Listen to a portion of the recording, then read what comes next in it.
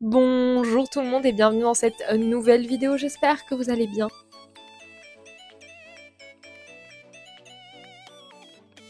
Je suis vraiment désolée pour cette décoration vraiment catastrophique et ce fond vraiment catastrophique. Mais chez moi, c'est la galère pour filmer. Je pense que dans les prochains mois, prochaines années, je vais essayer de trouver une solution pour squatter quelque part chez quelqu'un, trouver un café, un lieu où je peux avoir un fond sympa. Mais pour le moment, en tout cas, c'est comme ça que ça doit se passer. Donc, on se retrouve aujourd'hui pour une nouvelle vidéo entrepreneuriat. Pour les personnes qui ne me connaissent pas, moi je m'appelle Lola, j'ai 27 ans et je suis entrepreneuse à mon compte depuis maintenant 4 ans et je partage sur les réseaux sociaux et sur internet mes expériences, mon travail, mes créations. Je suis créatrice d'objets personnalisés en papier et bien plus encore, des porte-clés, des badges, des attrape-soleil, bref, pas mal de choses autour de mes dessins, mes illustrations sur différents sujets qui m'inspirent.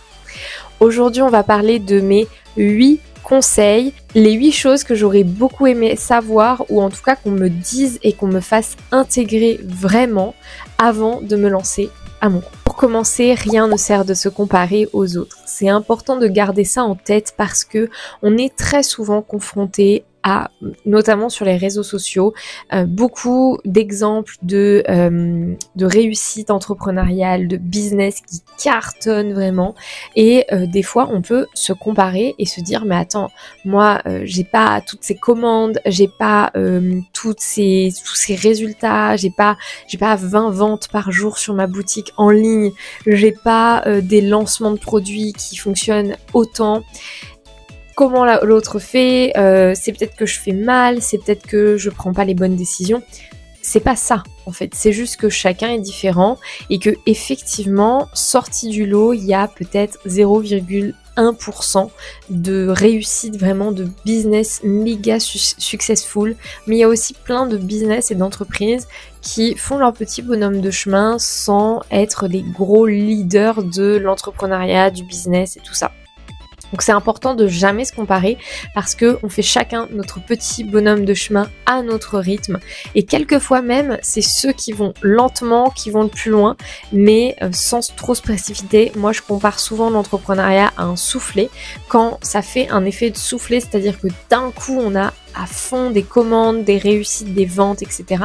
Et ben après ça peut tout autant redescendre et la chute peut être très violente. Donc ne vous comparez pas.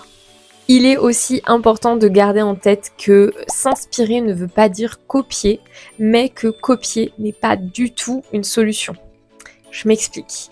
Quand vous regardez sur les réseaux sociaux des entreprises qui font des choses un petit peu similaires à ce que vous faites, qui travaillent des matières que vous pouvez travailler aussi, etc., il est important de garder toujours en tête de conserver votre ADN, votre petite flamme créative, ce qui vous plaît vraiment à vous, et de ne pas faire du copier-coller de ce que les autres font.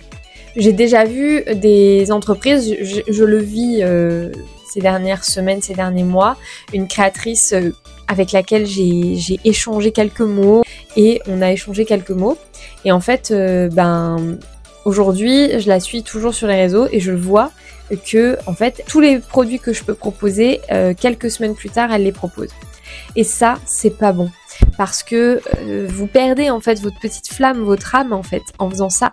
Il faut toujours garder, vous pouvez vous inspirer, moi la première je m'inspire énormément d'américaines pour les produits, mon univers de marque, etc.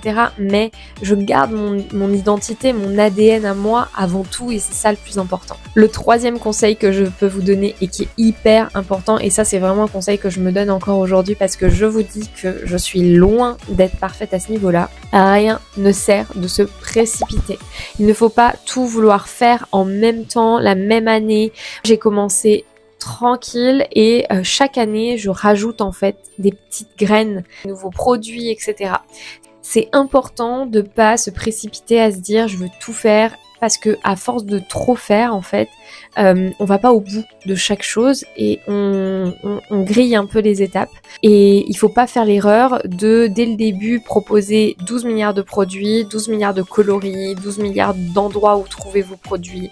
Un autre conseil que je peux vous donner. Le conseil suivant que je vais vous donner, c'est un conseil clairement que je me répète encore tous les jours.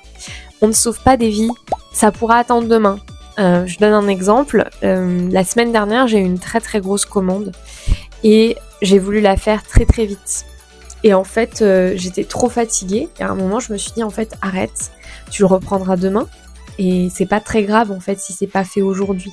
Fais les choses à ton rythme et ne va pas griller les étapes en te disant non mais je vais finir à minuit et demi parce que demain... Non, en fait, tu sauves pas des vies. Au pire du pire, qu'est-ce qui peut arriver? Ton client, tu lui dis écoute, désolé, je me suis mal organisée, ça partira aujourd'hui au lieu de partir hier. Tu ne sauves pas des vies. C'est pas grave si c'est fait demain. En 5e conseil, je conseillerais de vraiment structurer son travail. Dans le sens où, dès le début, ça peut paraître énorme de tout faire tout seul. La comptabilité, la création, la vente, le démarchage pour les projets, les clients, les marchés, les événements auxquels participer. Tout ça, c'est énorme. La gestion des réseaux sociaux, commander de la matière première pour être sûr d'en avoir assez. Bref, c'est énorme en fait. La charge mentale autour de l'entrepreneuriat est gigantissime. Mais c'est pas parce que c'est gigantissime qu'il faut griller les étapes et qu'il faut tout faire en même temps en étant désorganisé au possible. Je vous conseille fortement de tester, je vais sortir une vidéo très prochainement à ce propos, de tester des supports d'organisation pour trouver le support d'organisation qui vous conviendra à vous. C'est pas important que ça convienne aux autres, que ça soit instagrammable, que ça soit à la mode. Par exemple, on entend beaucoup de Notion en ce moment, qui est vraiment la plateforme d'organisation par excellence pour beaucoup. Sachez que moi, par exemple, je l'ai essayé et vraiment pas du tout en fait. Je n'adhère absolument pas à Notion. Je n'ai aucune affinité avec ce logiciel. J'ai trouvé mon affinité dans d'autres logiciels et c'est ok. Il n'y a aucune honte à avoir ça. Mais par contre, c'est important de s'organiser et de structurer son travail. Ton client, moi j'ai une cliente là la semaine dernière qui m'a contacté 4 fois. 4 fois elle m'a relancé pour un devis. Et à chaque fois je lui ai dit t'inquiète, je m'occupe de ton devis, c'est juste pas aujourd'hui ma priorité. Si je priorise son devis, eh bien elle va passer avant d'autres personnes qui ont passé commande avant elle et ça va tout mélanger. Donc les choses sont faites dans l'ordre, je rythme mon temps de travail et j'accepte des nouvelles commandes dès que je sais que j'ai le temps de les faire. Et ça c'est très important. Un autre conseil assez personnel que j'aurais aimé avoir, c'est tout simplement que je devrais peut-être le faire maintenant, me former au service client. Je le sais, c'est vraiment un point faible, c'est la première chose sur laquelle j'investirais et je donnerais de l'argent à quelqu'un pour le faire à ma place dès que j'aurai les sous.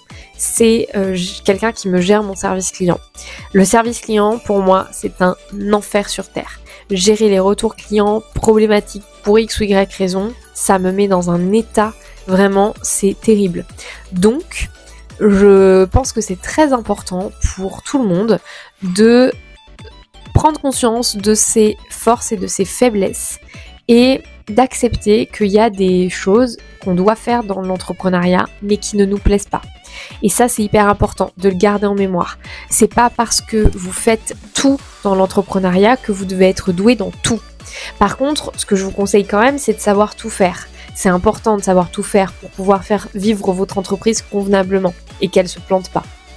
Mais vous pouvez quand même avoir en tête, ok, je sais tout faire, mais toute cette partie-là, ça me plaît pas. Toute cette partie-là, je sais que je suis pas douée là-dedans. Je le fais parce que j'ai pas le choix, mais je ne suis pas douée là-dedans. Et soit décider de se former pour les choses qui sont importantes. Je donne un exemple, tout ce qui est administratif ou comptabilité. Si vraiment c'est un truc qui ne vous plaît pas du tout, que vous n'êtes pas doué du tout là-dedans, je vous conseille de vous former parce que ça fait partie des choses hyper importantes à avoir en tête et qui sont vitales pour votre entreprise. Autant que moi, pour mon côté, tout ce qui concerne le service client, c'est important. Je peux le gérer, mais c'est vrai que dès que je pourrais ne plus le gérer, je ne le gérerai plus, clairement, qu'on se le dise. Le conseil numéro 7, c'est d'arrêter d'essayer de convaincre tout le monde que vos produits sont faits pour vous. Je m'explique. Le soutien des gens est bien plus important que les jugements et les critiques. Au début, j'étais là à me dire, est-ce que je me mets sur internet? Est-ce que je poste des vidéos sur YouTube? Est-ce que je vais aller dans tel marché parce que je sais qu'il y a des gens que je connais qui vont y être, etc., etc. Et en fait, j'ai réalisé que Les gens qui me jugent, ils me jugent la plupart du temps parce qu'ils sont envieux du courage que j'ai eu pour me lancer et pas parce que ils n'aiment pas ce que je fais. Le jugement, les critiques, etc., à moins que vraiment vous fassiez un produit pourri, mais je ne pense pas. Le jugement, il est important quand il est constructif, comme dans tout. C'est comme les avis négatifs sur Internet. Les avis négatifs non constructifs, ça ne sert à rien. Les avis négatifs mais constructifs qui nous permettent d'avancer, c'est important. Ça permet de visualiser un petit peu plus nos erreurs, nos lacunes, les points où il faut travailler plus. Et ça, c'est important. Vous ne pourrez jamais plaire à tout le monde. Ça, c'est une certitude.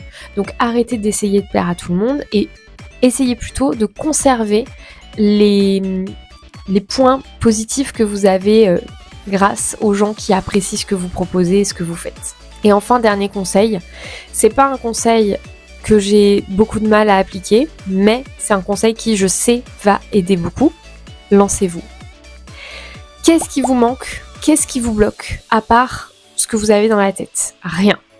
Lancez-vous. Faites avec les moyens du bord. Je vous donne un exemple. Moi, au début, je me suis lancée et j'ai fait des box. Je sais pas s'il y en a qui étaient là à cette époque-là. J'ai fait des box de scrap. Au début, je n'avais même pas de machine de découpe. Je découpais tous les die cuts et tous les stickers à la main. C'était pas fou. En termes de qualité, on n'était pas sur du grande qualité. Mais j'avais quand même des soutiens. Et j'ai quand même eu des gens qui ont acheté, j'ai quand même eu des abonnés. Parce que tout simplement, je me suis lancée. J'ai pas attendu d'avoir un truc parfait pour me lancer. Je me suis juste lancée et on verra en fait. On verra après.